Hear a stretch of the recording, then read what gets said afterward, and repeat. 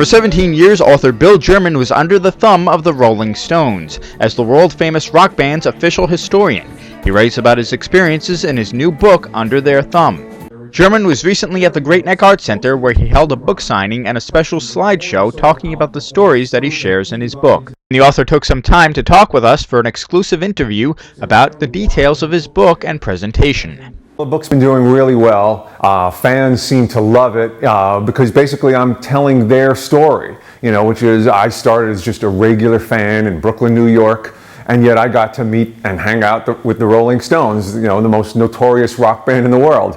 So fans are really able to relate to it. It's been doing pretty well, and I've been traveling around the country talking about it, and I enjoy meeting Stones fans. I think a lot of young people like my story because it is about following your passion and having a dream, and no matter how many people tell you you can't do it, you just have to keep forging ahead, and no matter what little setbacks you face or failures, you just have to keep going. My first issue, I think I had a grand total of one sale, and I was trying to sell it for 25 cents.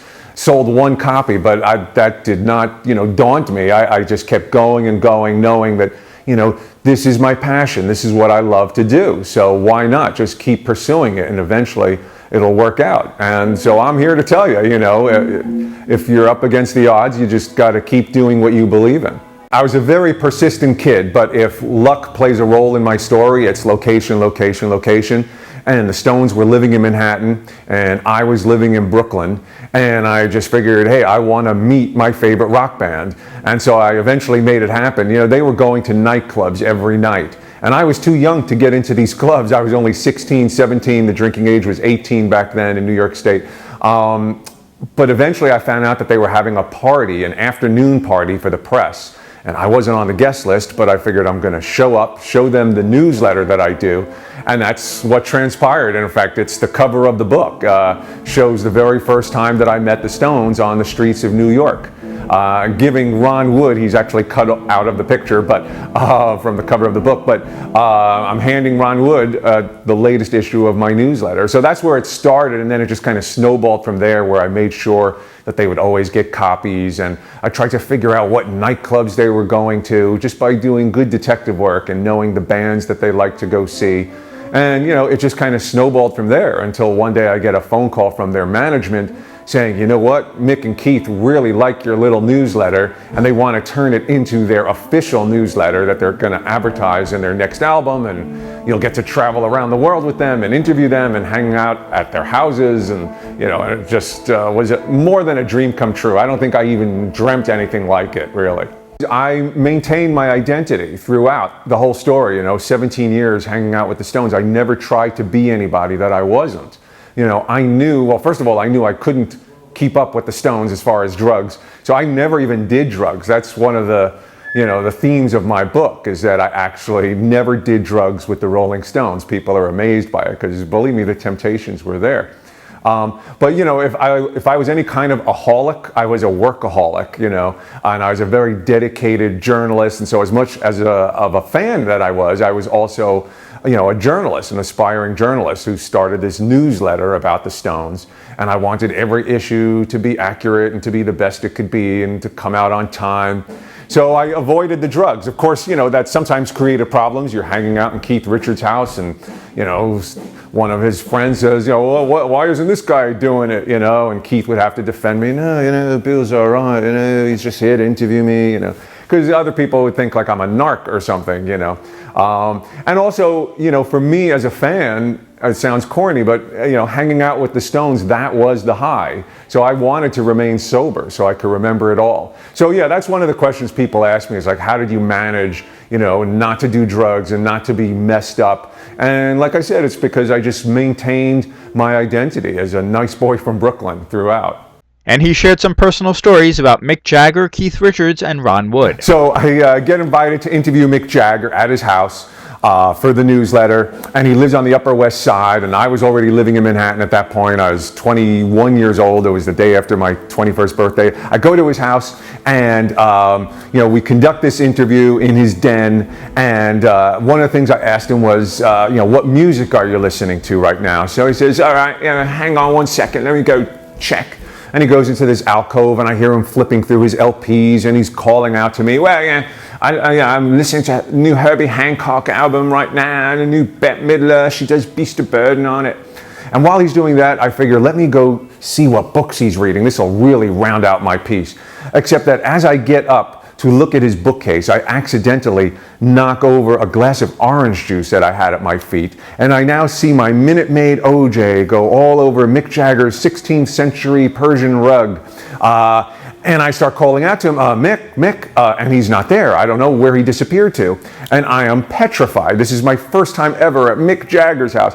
Well, it turns out he had seen the whole thing, and he comes back to the room with a towel in his hands, and he gets down on his hands and knees and starts blotting up my mess. And so I'm 21 years old, and I have one of the most famous people in the world on his hands and knees in front of me, and that's a vision I will never forget for the rest of my life. He was actually very gracious about it. He said, don't worry about it, it's okay. And I said, oh, please don't tell your living girlfriend, Jerry Hall. And he was like, no, this is my room, so it doesn't matter, it's okay.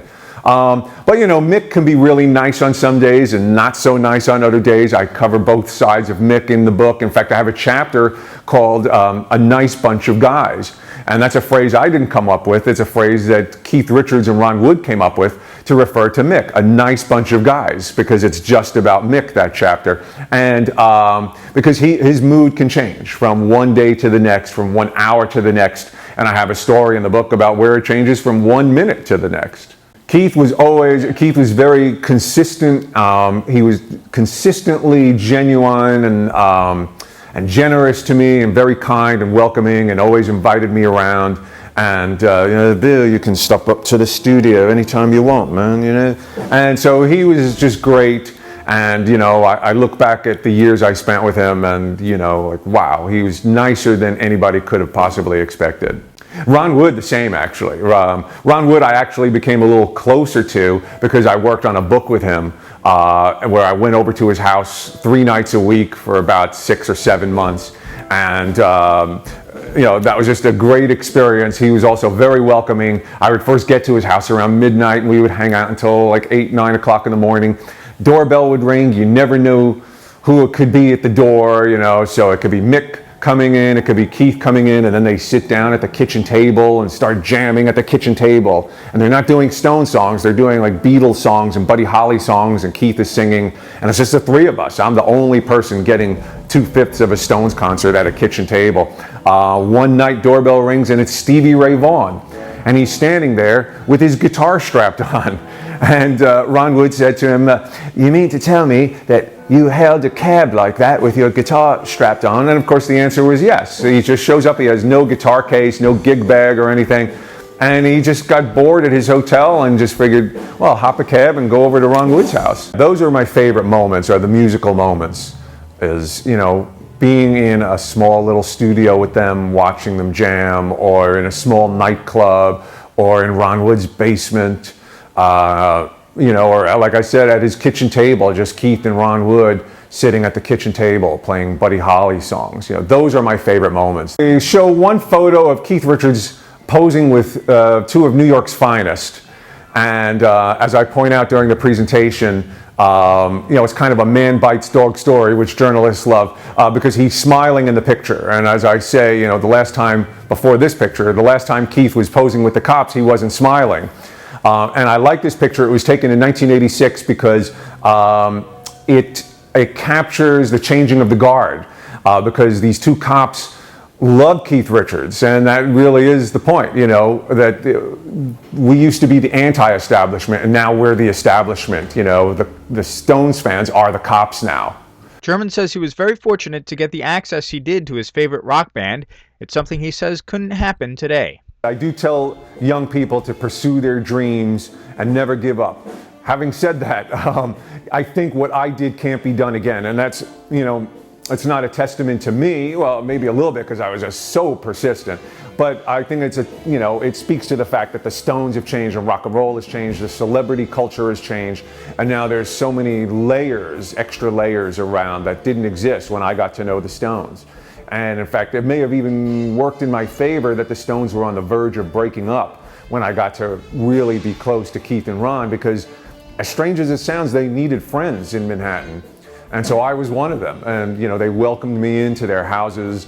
And, we traveled around. And that can't really happen today because now they're surrounded by so many, business people and bodyguards and agents and managers and lawyers, more than ever before. For more information about the book, you can check out the website BillGerman.com. In Great Neck, Chris Collora reporting.